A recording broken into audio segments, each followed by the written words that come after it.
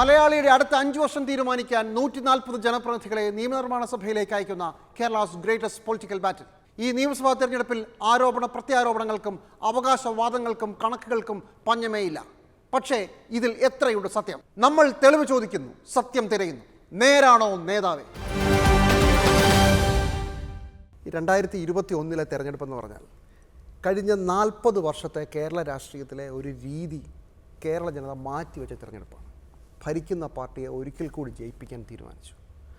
അന്ന് ചരിത്രം സാധാരണ രീതിയിൽ ആവർത്തിച്ചിരുന്നെങ്കിൽ എൻ്റെ മുമ്പിലിരിക്കുന്ന താങ്കൾ ഇന്ന് സർക്കാരിനെ ഡിഫെൻഡ് ചെയ്ത് സംസാരിക്കുന്ന മുഖ്യമന്ത്രിയാണ്. ആ പരാജയം പ്രതീക്ഷിച്ചിരുന്നതാണോ? ആ പരാജയം ഞങ്ങൾക്ക് അപ്രതീക്ഷിതമായിരുന്നു. ഷോക്കിംഗ് അല്ലേ? ഷോക്കിംഗ് ആയിരുന്നു. കാരണം ഇതുപോലെ ജനവിരുദ്ധമായൊരു ഗവൺമെൻറ് ഉണ്ടായിട്ടില്ല. അങ്ങനല്ല ജനങ്ങൾ കരുതിയത്. ഇതുപോലെ അഴിമതി ചെയ്തൊരു ഗവൺമെൻറ് ഉണ്ടായില്ല. ആ അഴിമതികൾ ഓരോന്നും ഞാൻ അക്കമിട്ട് ജനമധ്യത്തിൽ അവതരിപ്പിക്കുകയും സർക്കാരിനെ കൊണ്ട് പിൻവലിപ്പിക്കുകയും ചെയ്ത ഗവൺമെൻറ്റാണ്.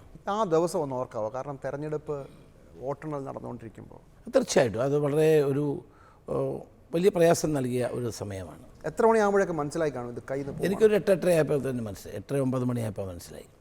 ഒരു കൺട്രോൾഡ് ഇലക്ഷൻ അല്ലേ. കാരണം 5 പേര് കൂടുതൽ വെളിയിലിറങ്ങാൻ പാടില്ല, പൊതുയോഗങ്ങൾ പാടില്ല, വീട്ടിലുള്ള ആളുകൾക്ക് എല്ലാ സാധനങ്ങളും അവരെത്തിക്കുന്നു സർക്കാർ. ആ കൺട്രോൾഡ് ഇലക്ഷൻ്റെ സാഹചര്യത്തിൽ ഗവൺമെൻറ്റിന് വലിയ ആനുകൂല്യം ലഭിച്ചു. ഞങ്ങൾക്ക് നിർനിമേഷരായി നോക്കി നിൽക്കാനല്ല ഞങ്ങൾക്ക് കഴിയുമോ? ഞങ്ങൾക്ക് എന്ത് ചെയ്യാൻ പറ്റും? ഇത്രയും വലിയ പരാജയം പക്ഷേ 90 അത്രയും നമ്മൾ ആക്ച്വലി സംഭവിച്ചത് 2 അതോടൊപ്പം ഇതൊരു കാര്യം. രണ്ടാമത്തെ ഒരു കാര്യം, ഒരു കോൺഗ്രസ് മുക്ത ഭാരതം ഉണ്ടാകണമെന്ന് നരേന്ദ്രമോദിയും അമിത്ഷായും ആഗ്രഹിക്കുന്നു. 69 സീറ്റുകളിൽ, ഞാൻ കണക്ക് വെച്ച് പറഞ്ഞു, 69 സീറ്റുകളിൽ BJPയുടെ വോട്ട് പോയത് CPM-നാണ്. UDF-ന് കിട്ടിയത് 40% വോട്ട്, LDF-ന് കിട്ടിയത് 44% വോട്ട്.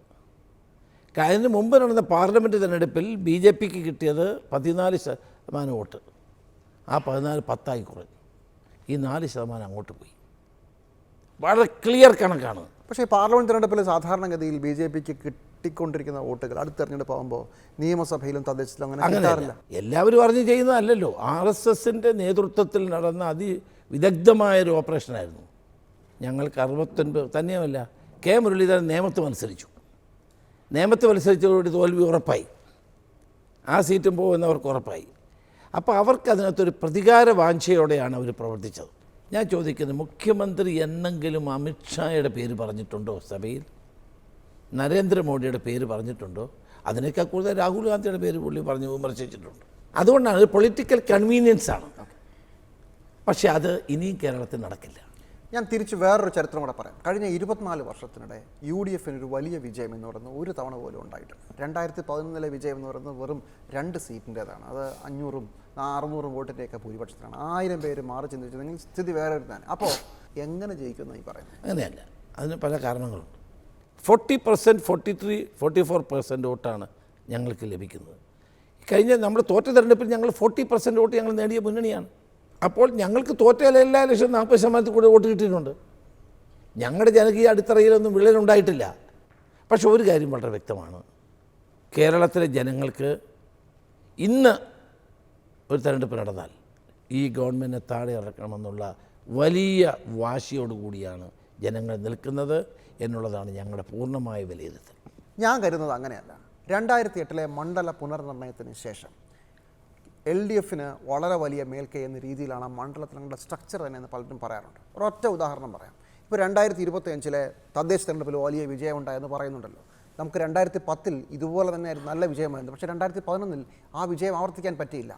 മണ്ഡല പുനർനിർണയം നിങ്ങൾക്ക് ഒരു വലിയ പാരയായി മാറി. അത് ഇപ്പോഴും നിൽക്കുകയാണ്. അത് ഞാൻ അംഗീകരിക്കുന്നത്.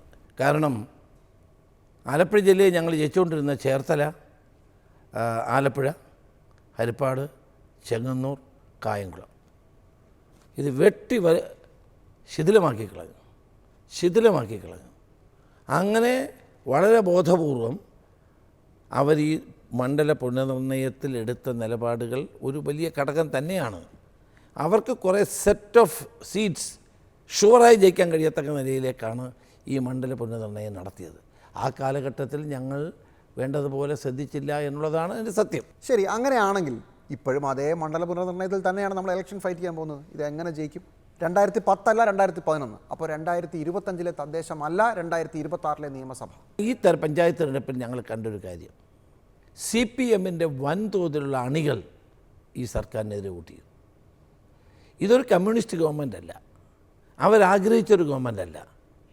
ബംഗാളിലുള്ള തുടർഭരണത്തിൻ്റെ അനുഭവം കേരളത്തിലുണ്ടാകുന്നു എന്ന് കണ്ടു തന്നെ വലിയൊരു വിഭാഗം കമ്മ്യൂണിസ്റ്റ് പ്രവർത്തകർ ഈ ഗവൺമെൻറ്റിനെതിരെ വോട്ട് ചെയ്തു. 1.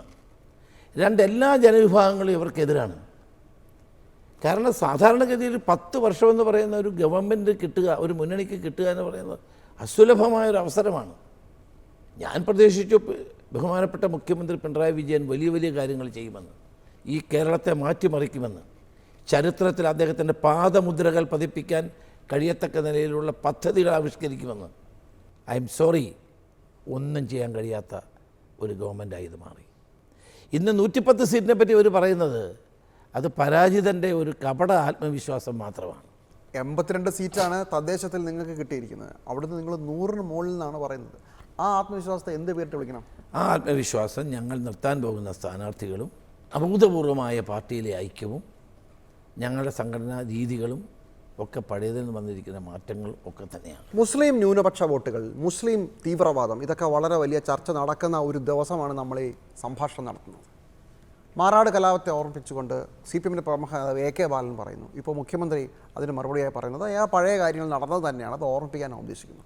അതോടൊപ്പം രമേശ് ചെന്നിത്തലയെ ഓർമ്മിപ്പിക്കാൻ ചില കാര്യങ്ങൾ കൂടി എനിക്ക് പറയാനുണ്ടെന്ന് പറഞ്ഞുകൊണ്ട് അദ്ദേഹം പറഞ്ഞത് CK ഗോവിന്ദൻ നായർ അനുസ്മരണം, പഴയ KPCC പ്രസിഡന്റിൻ്റെ അനുസ്മരണ യോഗത്തിൽ താങ്കൾ പ്രസംഗിച്ചതാണ്. KPCC പ്രസിഡൻ്റായിരുന്ന CK ഗോവിന്ദൻ നായർ 60-കളിലായിരുന്നു ഇത് പറഞ്ഞത്.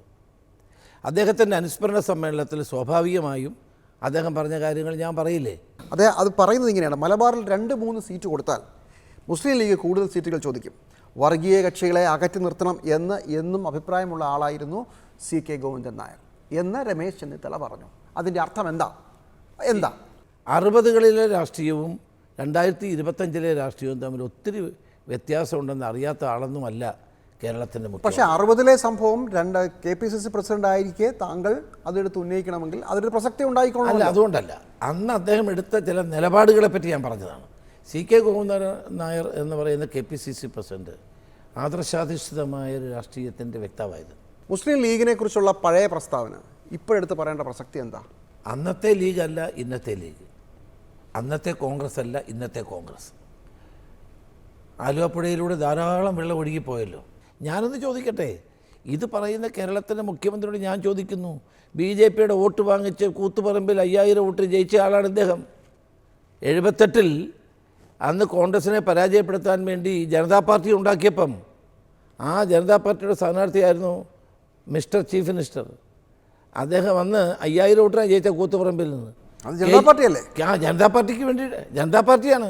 അതിൽ RSSഉം BJPയും ഉണ്ടായിരുന്നു. LK അദ്വാനി വന്ന് പ്രസംഗിച്ചതാണ് ഇവർക്കൊക്കെ വേണ്ടി. മാത്രമല്ല ഉദുമ തെരഞ്ഞെടുപ്പിൽ EMS പോയി KG മാരാർ കോട്ട് പിടിച്ചതാണ്. ഇതൊക്കെ ചരിത്രം മറക്കരുത്. ഞങ്ങളാരും BJPയുടെ CPM RSSൻ്റെ വോട്ട് വാങ്ങിച്ച് ജയിച്ചിട്ടില്ല. ഇവർ കൂട്ടുകെട്ടുണ്ടാക്കി ജയിച്ച ആളുകളാണ്. ഞാൻ പാർലമെൻറ്റ് തിരഞ്ഞെടുപ്പിൽ ഇവരെന്ത് ചെയ്തു? പാർലമെൻറ്റ് തിരഞ്ഞെടുപ്പിൽ ഇവർ ഏറ്റവും കൂടുതൽ കേരളത്തിൻ്റെ മുഖ്യമന്ത്രി പ്രസംഗിച്ചത് പൗരാവകാശ നിയമത്തെപ്പറ്റി മാത്രമാണ്. സ്വന്തം മുന്നണിയെപ്പറ്റിയോ ഗവൺമെൻറ്റിനെ പറ്റിയോ ഒന്നും പറഞ്ഞില്ല. എന്തിനാണ്? മുസ്ലിം ജനവിഭാഗത്തിൻ്റെ വോട്ടുകൾ കിട്ടുമെന്നാണ്. ന്യൂനപക്ഷ താല്പര്യങ്ങൾ ഉയർത്തിപ്പിടിച്ച് അവരുടെ വോട്ട് കിട്ടുമെന്ന് വിചാരിച്ച് തോറ്റു. അപ്പോഴെന്ത് ചെയ്തു? അപ്പോഴാണ് അയ്യപ്പ മഹാസംഗമത്തെപ്പറ്റി ആലോചിച്ചത്. അപ്പോഴാണ് ഭൂരിപക്ഷ വോട്ടുകളെ പറ്റി ആലോചിച്ചത്. അപ്പോഴാണ് വെള്ളാപ്പള്ളി നടേശനെ കാറിക്കയറ്റുന്ന കാര്യം ആലോചിച്ചത്. താങ്കൾ മുഖ്യമന്ത്രിയായിരുന്നെങ്കിൽ വെള്ളാപ്പള്ളി നടേശനെ കാറി കയറ്റുമോ? ഞാൻ എല്ലാവരും കയറ്റുന്ന ആളാണല്ലോ. ആരെ വേണമെങ്കിൽ ഞാൻ കയറ്റും. എൻ്റെ കാറിൽ ആരൊക്കെ ജിമ്മി വന്നാലും എൻ്റെ കാറിൽ കയറും. കേരളത്തിലെ മുഖ്യമന്ത്രിയുടെ കാറിൽ ആരെങ്കിലും കയറിയിട്ടുണ്ടോ ഇന്നുവരെ? ഞാനോ ഉമ്മൻചാണ്ടിയൊക്കെയാണ് ഞങ്ങൾ എല്ലാവരെയും കാറിൽ കയറ്റും. നമ്മുടെ ഒന്നും കാറ് സ്ഥലം പോലും കാണത്തില്ല. ഈ പിണറായി വിജയൻ്റെ ഒരു മന്ത്രിയെ ഇന്നുവരെ കയറ്റിയിട്ടില്ല, ഒരു MLA കയറ്റിയിട്ടില്ല, മറ്റൊരു ബിഷപ്പിനെയും കയറ്റിയിട്ടില്ല.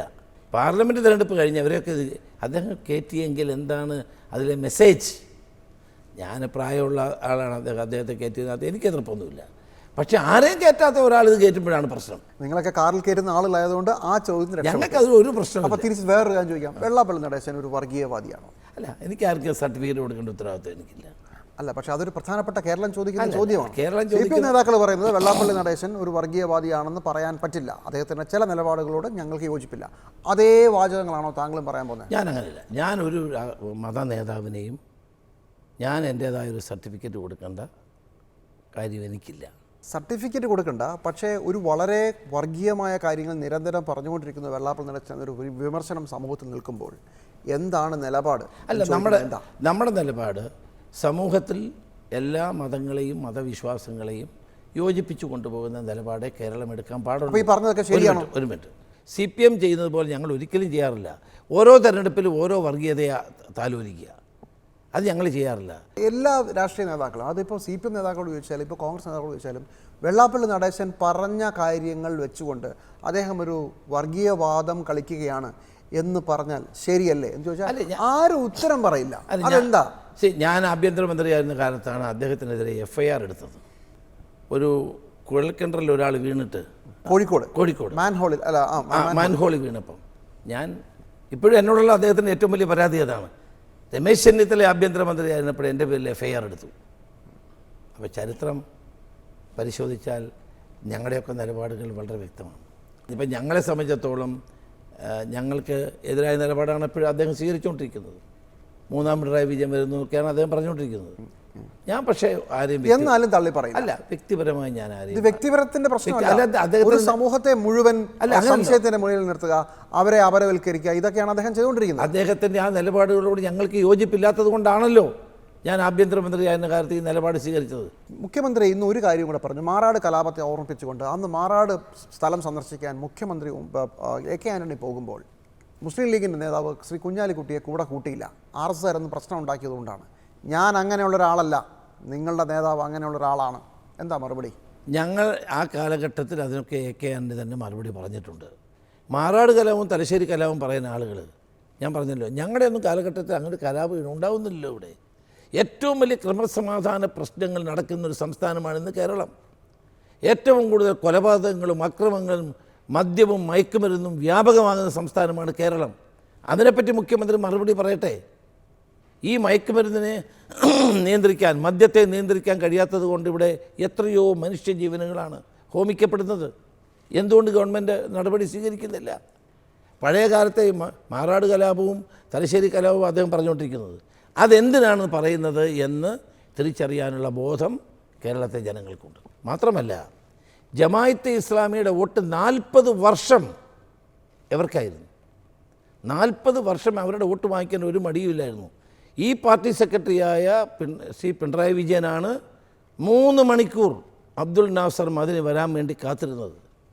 ഈ അബ്ദുൽ നാസർ മദനിയെ മഹാത്മാഗാന്ധിയാണെന്ന് പറഞ്ഞത് EMS ആണ്. മറന്നു പോരുതൊന്നും. ജമാഅത്തെ ഇസ്ലാമി നിങ്ങൾക്ക് വോട്ട് ചെയ്തിട്ടുണ്ട്, നിങ്ങളും വോട്ട് വാങ്ങിച്ചിട്ടുണ്ട്. അങ്ങനെയല്ല, ഏറ്റവും കൂടുതൽ പിന്തുണച്ചിട്ടുള്ളത് ജമാഅത്തെ ഇസ്ലാമിയെ പിന്തുണച്ചിട്ടുള്ളത് CPM-നെ ആയിരുന്നു. പക്ഷേ ഈ ഇലക്ഷൻ്റെ ഇതിലേക്ക് വരുമ്പോൾ നമ്മൾ തദ്ദേശം കഴിഞ്ഞ് നമ്മൾ നിയമസഭാ തെരഞ്ഞെടുപ്പിലേക്ക് വരികയാണ്. ഈ ന്യൂനപക്ഷ വർഗീയത, ഭൂരിപക്ഷ വർഗീയത, തീവ്രവാദം, ഇതൊക്കെ വലിയ വാദങ്ങളായി നിൽക്കുകയാണ്. CPM ഇന്നലത്തെ പ്രസ്താവനയോട് കൂടി, കഴിഞ്ഞ ദിവസത്തെ പ്രസ്താവനയോട് കൂടി തന്നെ അത്തരം സാധനങ്ങൾ തുടർന്നും പറയാൻ ഉദ്ദേശിക്കുന്നു എന്ന് വേണം മനസ്സിലാക്കാൻ. അത് അവർക്ക് രാഷ്ട്രീയമായി ഗുണം ചെയ്യുമെന്നാണ് അവരുടെ കണക്കുകൂട്ടൽ. ജമാഅത്തെ ഇസ്ലാമി 2 ദിവസമായി അതിന് മറുപടിയും പറയുന്നുണ്ട്. ഈ തർക്ക വിതർക്കങ്ങൾ അവസാനം ഭൂരിപക്ഷ വോട്ടുകളുടെ ഏകീകരണത്തിലേക്ക് എത്തിക്കുമോ? നിങ്ങൾക്ക് പണിയാകുമോ? AK ബാലനെ പോലെ സീനിയറായ നേതാവ് ഇത്ര പച്ച വർഗീയത പറയുമ്പോൾ അതിനെ മുഖ്യമന്ത്രി പിന്തുണയ്ക്കുന്നു. That is the most important thing. Underline ചെയ്യേണ്ട കാര്യമാണ്. കേരളത്തിൻ്റെ മുഖ്യമന്ത്രി അതിനെ പിന്തുണയ്ക്കുന്നു. അപ്പോൾ സംഘപരിവാറിൻ്റെ ശബ്ദത്തെ പിന്തുണയ്ക്കുന്നത് കേരളത്തിലെ മുഖ്യമന്ത്രിയാണ്. അവിടെയാണ് CPM-ഉം BJP-യും തമ്മിലുള്ള അന്തർധാര. ഈ തെരഞ്ഞെടുപ്പിൽ BJP ഒരു പ്രധാനപ്പെട്ട ഫാക്ടറായി വരുന്നതിൻ്റെ 2 പാറ്റേണുകളുണ്ട്. ഒന്ന്, പാർലമെൻറ്റ് തെരഞ്ഞെടുപ്പിൽ അവർ ജയിച്ചതിന് ശേഷം സാധാരണ വോട്ടുകൾ തിരിച്ചിറങ്ങിപ്പോകും, കുറച്ചിറങ്ങിപ്പോയി, പക്ഷേ ഒരു കോർപ്പറേഷൻ പിടിച്ചു നിൽക്കുകയാണ് BJP. പല സ്ഥലങ്ങളിലും ഇൻറോഡ്സ് ഉണ്ടാക്കുന്നു. തിരുവനന്തപുരം കോർപ്പറേഷൻ്റെ ഭരണക്കെടുതി കൊണ്ടാണ്, CPM-ൻ്റെ ഭരണ തകർച്ചയാണ് ഇവർക്ക് വളം വെച്ചു കൊടുത്തത്. പക്ഷേ ഒരു 10-35 മണ്ഡലങ്ങളിലെങ്കിലും 10-30,000 40,000 വോട്ടുണ്ട് BJP-ക്ക്. ഈ വോട്ടുകൾ ടാക്ടിക്കൽ വോട്ടിങ്ങിലേക്ക് പോയാൽ ഒരു തവണ കൂടെ ചിലപ്പോൾ കോൺഗ്രസ് പ്രതിപക്ഷം തിരിക്കും. അത് നോക്കാം. അങ്ങനെ അതാണല്ലോ ഞങ്ങൾ കണ്ടുകൊണ്ടിരിക്കുന്നത്. നോക്കാം. നമുക്ക് ഈ അടുത്ത കാലത്തെങ്ങും പാർലമെൻറ്റ് തെരഞ്ഞെടുപ്പിൻ്റെ അതേ പാറ്റേൺ തദ്ദേശത്തിൽ വന്നിട്ടില്ല. ഇത്തവണ അത് ഉണ്ടായി. കോൺഗ്രസിന് വളരെ വലിയ മേൽക്കൈയുണ്ട്.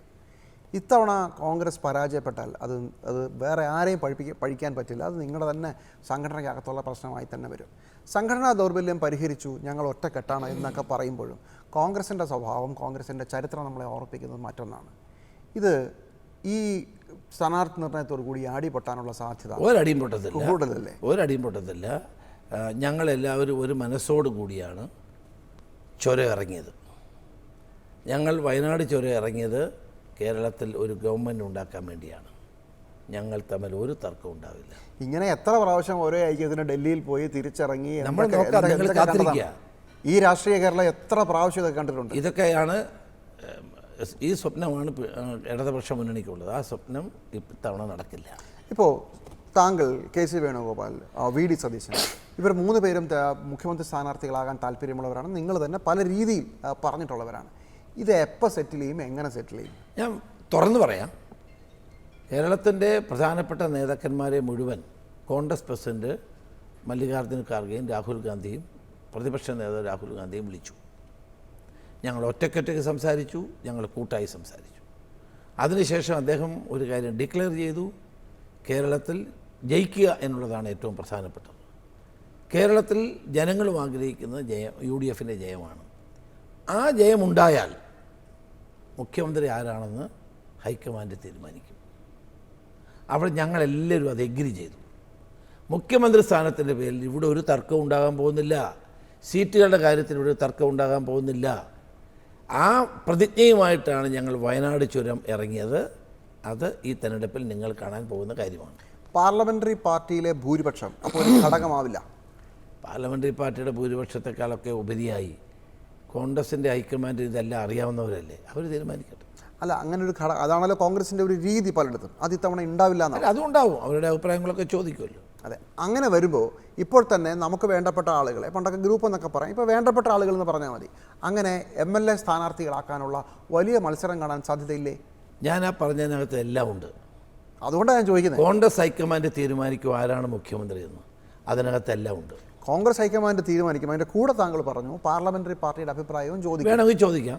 അല്ല, സാധാരണഗതി ഞങ്ങളുടെ റെസൊല്യൂഷൻ പാസ്സാക്കി കോൺഗ്രസ് ഹൈക്കമാൻഡ് തീരുമാനിക്കും. ഇപ്പോൾ ആരും DK ശിവകുമാർ ആകാൻ ആഗ്രഹിക്കില്ലല്ലോ, സിദ്ധരാമയ്യ ആകാനല്ലേ ആഗ്രഹിക്കുള്ളൂ. DK ശിവകുമാറിന് കിട്ടിയ പണി പോലെ ഒരു പണി ഇവിടെ കിട്ടാൻ പാടില്ലല്ലോ. ജെമ്മി, ഇതൊന്നും ചോദിച്ചിട്ട് ഒരു കാര്യമില്ല.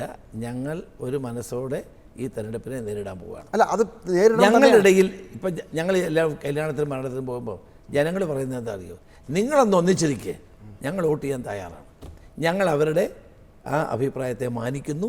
ഞങ്ങളെല്ലാവരും ഒരുമിച്ച് നിൽക്കുന്നു. അല്ല, അങ്ങനെയാണെങ്കിൽ ഏതെങ്കിലും ഒന്ന് പറയണം. ഒന്നെങ്കിൽ ഹൈക്കമാൻഡ് തീരുമാനിക്കും ഒറ്റ, അങ്ങനെയാണ് ഇത് വരുന്നത്. അതോ പാർലമെൻ്ററി പാർട്ടിയിലെ ഭൂരിപക്ഷമാണ്. പാർലമെൻ്ററി പാർട്ടിയിലെ ഭൂരിപക്ഷമാണെങ്കിൽ MLA മാർ ആരൊക്കെ എന്നുള്ള കാര്യത്തിൽ ഇപ്പോഴേ തുടങ്ങും എന്നുള്ളതാണ് എൻ്റെ അഭിപ്രായം, എൻ്റെ ചിന്ത. വളരെ വ്യക്തമായി കോൺഗ്രസ് പ്രസിഡന്റും രാഹുൽ ഗാന്ധിയും പറഞ്ഞ കാര്യം പറഞ്ഞല്ലോ. അവിടെ there ends the matter. നിയമസഭാ തെരഞ്ഞെടുപ്പിൽ പിണറായി വിജയനാണ് മറുവശത്ത് നയിക്കുക. മുഖ്യമന്ത്രി സ്ഥാനാർത്ഥി എന്നല്ല അവർ പറയുന്നത്. ഇവിടെ ആരാ നയിക്കുക? ഇവിടെ നയിക്കുന്ന UDF ആണ് നയിക്കുന്നത്. അത് മുന്നണിയുടെ പേര്, അത് നയിക്കുന്ന ആളുടെ പേര് UDF. ഈ ചോദ്യത്തിന് താങ്കൾ പിടിതരില്ലെന്നറിയാം. എന്നാൽ ഞാൻ വേറൊരു ട്രിക്കി ക്വസ്റ്റ്യൻ ചോദിക്കാം. VD സതീശൻ, KC വേണുഗോപാൽ, രമേശ് ചെന്നിത്തല, ഞാൻ ഈ പേരുകൾ ഏത് ഓർഡറിൽ എഴുതണം? നിങ്ങൾക്ക് ഏത് ഓർഡറിൽ എഴുതിയാൽ അത് ഓരോ പത്രക്കാരുടെ സൗകര്യം പോലെ എഴുതിക്കോ, കുഴപ്പമില്ല. എന്നാലും ഒരു കുഴപ്പമില്ല.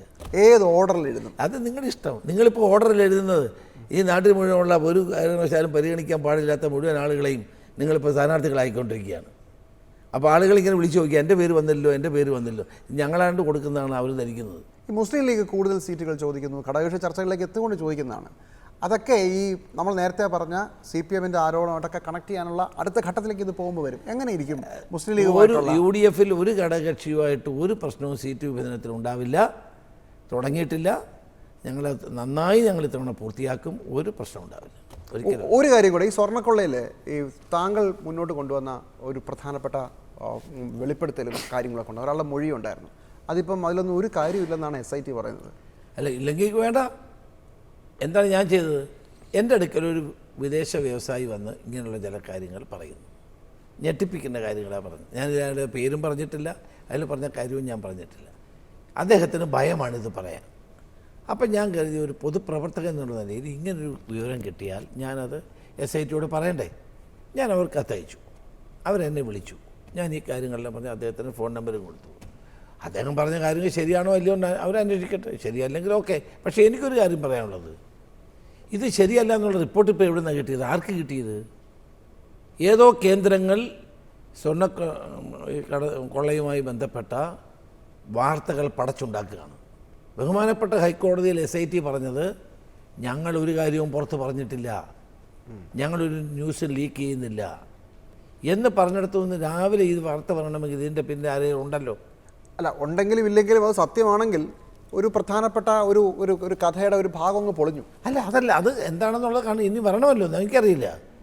എന്നോട് ഇത്രയും വന്ന് പറഞ്ഞപ്പോൾ ഞാൻ പറയേണ്ടത് ഞാൻ മറച്ചു വെക്കേണ്ട കാര്യമുണ്ടോ? അത് അന്വേഷിക്കുകയോ ഉണ്ടോ ഇല്ലയോ എന്നുള്ള അന്വേഷിക്കേണ്ടത് അവരുടെ ജോലിയാണ്. There ends my role.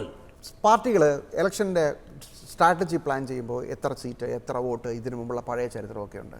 അതനുസരിച്ചുള്ള സ്ട്രാറ്റജി മാനേജേഴ്സ് ഉണ്ടാവും. ഇപ്പോൾ കനഗോലു എന്ന് പറഞ്ഞൊരു വ്യക്തി, ഈ സത്യത്തിൽ ഇദ്ദേഹം എന്താണ് ചെയ്യുന്നത്? അദ്ദേഹം കോൺഗ്രസിൻ്റെ ഭാഗമാണ്. അല്ല, എന്താണ് നമ്മുടെ തെരഞ്ഞെടുപ്പിൽ അദ്ദേഹം സഹായിക്കാറുണ്ട്. അല്ല, സുനിൽ കനഗോലു നിങ്ങളുടെ സ്ട്രാറ്റജി ഉപദേശകനാണോ അതോ നിങ്ങളുടെ ക്യാമ്പയിൻ ഇംപ്ലിമെൻ്റർ ആണോ?